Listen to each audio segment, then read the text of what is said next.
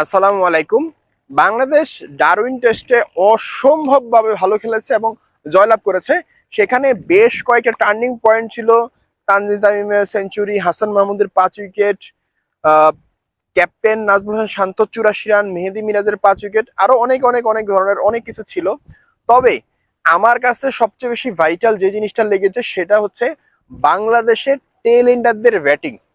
আপনি just imagine করেন বাংলাদেশের টেলেন্ডার যারা রয়েছে, আমি যদি মেহেদী মিরাজকে টেলেন্ডারের অংশ না ধরি, অ্যাটলিস্ট ব্যাটিং ধরি, তাহলে বাংলাদেশের যে টেলেন্ডারও 4 জন রয়েছেন, ইবাদত হোসেন, তাইজুল ইসলাম, তাসকিন, হাসান মাহমুদ, এই 4 জন মেহেদী মিরাজের সাথে পার্টনারশিপ করে 50 ওভার বোলিং করিয়েছে অস্ট্রেলিয়ার ফুল স্ট্রেংথ টিমকে। অবিশ্বাস্য, অবিশ্বাস্য।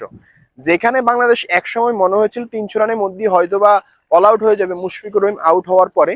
আর আমরা সবাই চিন্তাও করেছিলাম অনেকটা এরকম, কারণ বাংলাদেশ আসলে এত ভালো পারফরমেন্স টেলেন্ডাররা করবে এটা আরো কারো কাছ থেকে ওটা প্রত্যাশাও ছিল না। আর অতীত সাম্প্রতিক সময় বাংলাদেশের টেলেন্ডাররা এত ভালো ব্যাটিংও করে নাই। তো যাই হোক, ফুল কনফিডেন্ট, ফুল পারফরমেন্স দিয়ে কিন্তু বাংলাদেশ ঐতিহাসিক জয় লাভ করেছে। তবে আবারও বলি, আমার কাছে যদি টার্নিং পয়েন্ট বলি এবং অপ্রত্যাশিত কোনো পারফরমেন্স যদি বলি, সেটা হচ্ছে টেলেন্ডারের কাছ থেকে প্রায় 100 রান পাওয়া এবং 50 ওভার ব্যাটিং করা। এটা ছিল এক কথায় অবিশ্বাস্য। বাকি যেইগুলো পারফরমেন্স ছিল সেগুলো আমরা কিছুটা হলেও প্রত্যাশা করেছিলাম, কিছুটা হয়েছে, লাক ফেভারও করেছে।